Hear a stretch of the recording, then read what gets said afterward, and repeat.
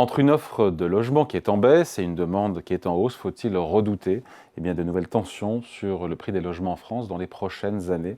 Réponse avec vous, Anne de Guigné. Bonjour Anne, Bonjour David. éditorialiste au Figaro. Pourquoi on en parle? Parce qu'on a l'agence de notation Fitch qui sort une analyse sur le marché immobilier français, qui nous parle d'un marché qui est grippé. Je me suis dit, tiens, est-ce que j'ai bien compris? Parce que dans l'ancien grippé, moi je trouve pas trop, avec des transactions qui rebondissent. On sera au-delà des 900 000 transactions a priori cette année, 950 000. C'est vrai que dans le neuf, pour le coup, dans le neuf, les volumes baissent toujours.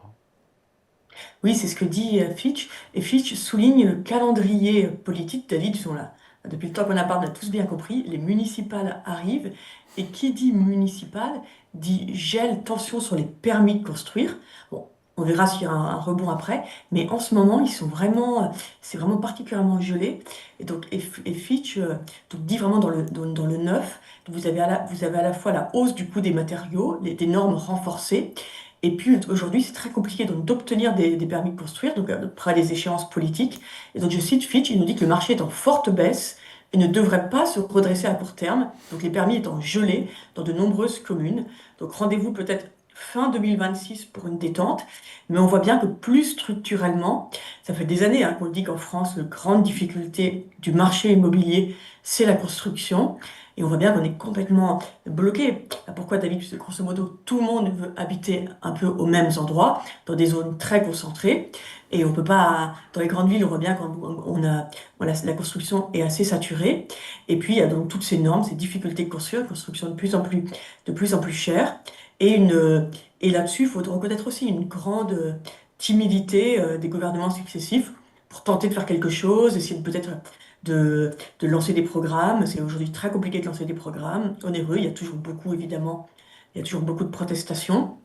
Vous avez en plus là maintenant les lois, vous savez, pour les communes rurales, les lois qui restreignent les capacités d'extension des constructions. Donc on est en France dans ce moment, on dit voilà, donc Fitch nous dit que le marché est gelé, il ne voit pas telle de perspective. Et en fait, c'est vraiment embêtant pour les jeunes ménages surtout. J'ai lu, moi j'ai lu donc l'étude de Fitch est intéressante et elle faisait écho à une étude qui m'a beaucoup intéressée. C'est que j'ai lu une étude américaine qui a quelques mois qui dit qu'en fait, quand un jeune ménage renonce à acheter, donc il y avait un projet d'achat et qui renonce parce que c'est trop cher, il ne trouve pas, donc il va laisser tomber, en fait il va modifier durablement son comportement, à la fois son travail, il va travailler moins, il va prendre plus de risques, par exemple investir plus dans les cryptos, moins investir, plus consommer à court terme, et en fait il va beaucoup moins se préparer sur le long terme, ça va un peu le décourager. Et on voit donc en fait il y a des conséquences macroéconomiques importantes quand les jeunes renoncent à devenir propriétaires. Des jeunes qui voudraient, parce que certains jugent que c'est plus pratique de louer, mais ceux qui avaient ce projet d'être propriétaire et qui ne peuvent pas le faire en raison des contraintes macroéconomiques, ils vraiment vont changer leur comportement. Donc c'est pour ça que l'étude de Fitch est quand même très ennuyeuse et puis elle montre bien, évidemment on en parle très souvent ensemble, David, il y a toutes ces questions politiques budgétaires en France qui tendent à augmenter les taux. Alors on parle beaucoup de l'OAT, du taux à laquelle l'État se refinance, mais évidemment une hausse de l'OAT a des conséquences pour tout le pays, pour les entreprises et pour les particuliers. Les prêts immobiliers Hmm. augmentent doucement, mais ils augmentent, et il y a un fort risque qu'ils continuent à augmenter l'année prochaine.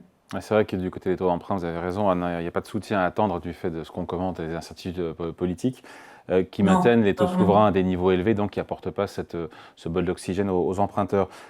Donc on a une construction, on a l'ancien qui se reprend, Qui tient à peu près. la construction neuve qui s'effondre toujours, pas de redressement à brève échéance.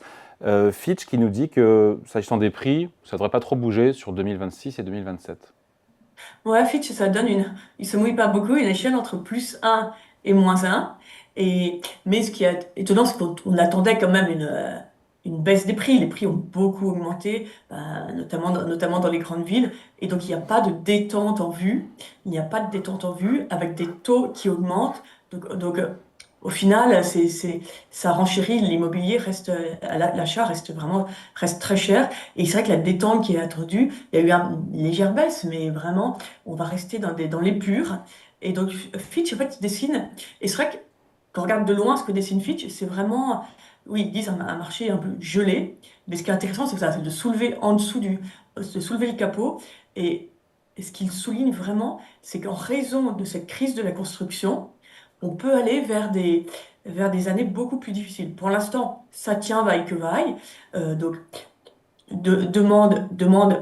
bon, l'offre ne répond pas à la demande, il y a de la friction, mais les prix ne bougent pas trop. Mais comme la construction ne suit pas, les prix pourraient par contre, à moyen terme, beaucoup plus augmenter. Exactement. L'idée, Et ça, c'est que la pénurie d'offres, en fait, elle va se cumuler. Et au bout d'un moment, elle pourrait faire exploser les prix. Si j'ai bien compris, ils disent que, notamment si les taux devaient rebaisser, si imaginons que la BCE en fasse un peu plus parce qu'il y a besoin, si les taux d'intérêt rebaissent, eh ben, les prix pourraient repartir à la hausse, notamment du fait de la pénurie. C'est ça le scénario un peu noir? c'est une crainte, même si vous savez, la BCE, évidemment, elle joue sur les taux de court terme, mais la France, mais ils se propageront pas forcément totalement à l'immobilier. Enfin, s'ils baissent beaucoup, évidemment, les prix en France suivront, mais en France, on a nos caractéristiques de politique économique jouent et vont tendre, eux, jouent dans l'autre sens, sur les taux de long terme, qu'il faut plutôt augmenter. Bon, et puis la BCE, pour l'instant, bon, elle se réunit demain, Ouais, a il n'y a pas de priori, baisse de taux à l'horizon. ouais, un statu quo. Isabelle Schnabel, qui est, bon, vous savez, on dit les faucons, c'est ceux qui veulent, qui plaident pour les politiques les plus dures, mais elle a dit qu'elle verrait bien des hausses de taux. Je dis pas du coup qu'elle est majoritaire au sein du Conseil, mais il y a quand même des voix au sein du Conseil donc, qui demandent des hausses de taux. D'autres demandent des baisses, et au final, bon, ça va être sans doute statu quo encore un moment. Mais tabler tout de suite sur des franches baisses de la BCE, Hmm. moi, ça me semble, voilà, ça me semble, Audacieux. euh, voilà, c'est, pour l'instant, on n'y est pas, quoi. Ouais. Après, pour moi, le scénario noir qui est décrit dans ce rapport signé Fitch, c'est que cette pénurie d'offres, à force de se cumuler et de s'accumuler année après année, va constituer une espèce de bombe à retardement, notamment Oui, c'est ça. en matière de prix. Et ça, David, c'est vraiment désolant parce que les problèmes de la construction, ah, ça fait quand même des années et des années qu'il y a des rapports absolument sur le fait qu'il faut relancer la construction. Euh, dans beaucoup de grandes villes, là, il y a eu beaucoup de municipalités qui ont complètement bloqué la construction. Et c'est vraiment un sujet sur lequel les maires ont le plus grand mal à s'engager. C'est évidemment, ils tiennent à leurs électeurs du moment et, et faire venir de nouvelles populations. Il y a un peu qui arrivent qui construisent pour faire grandir leur ville. Et, mais c'est un problème, c'est vraiment un problème national, c'est vraiment un problème national connu. Enfin, ça fait partie ça fait partie un peu de ces éléphants dans la pièce en France qui sont très bien connus, mais qu'on a du mal, mais dont aucun gouvernement s'attaque de front. C'est vrai que tout pousse à ce gel des constructions. Mais il y a un moment donné, voilà, quand les jeunes ne peuvent pas loger correctement et notamment acheter pour ce qu'ils veulent, si on arrive, à mon avis, il va falloir lancer des programmes. On va pas pouvoir tenir comme ça des années et des années. Allez, merci beaucoup. Explication signée Anne de Guigné, Merci David. éditorialiste au Figaro. Merci Anne, bonne journée. Merci David, à bientôt.